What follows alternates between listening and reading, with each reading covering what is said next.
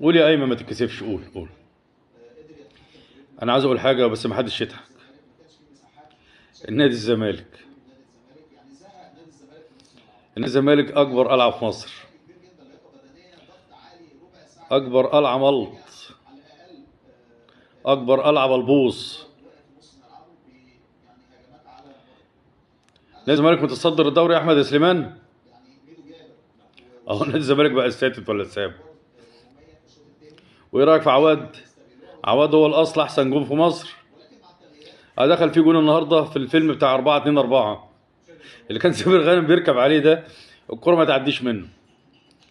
يعني الجون بتاع 4-2-4 الكره ما تعديش منه في الستة ياردة او في الثلاثة ياردة، وهو واقف مكانه، وهو واقف على الخط بيديها ظهره. ادي عواد.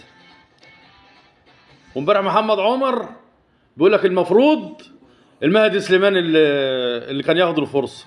انا مش عارف مصطفى شوبير حارقكم كلكم ليه. مش عارف. كلكم اشكال ما يعلم بها الا ربنا. اللي هنا غير اللي هنا.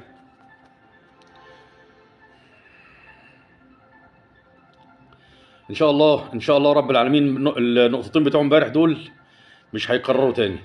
وباذن الله رب العالمين المنتشره الجايه كلها بتاعت النادي الاهلي.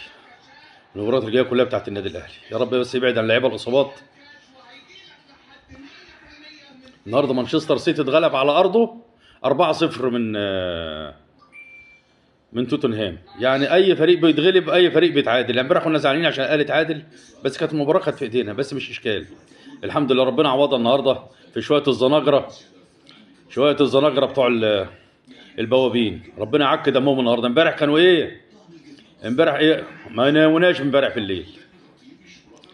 يلا يلا يا فريق ابن وسخه، يا فريق ابن وسخه مفيش مبادئ، يا فريق الشواذ، يا فريق الاحتواء. الزمالك ابوك اولاد كلب. يلا الحمد لله ربنا يعك دمكم النهارده دايما على طول يا رب.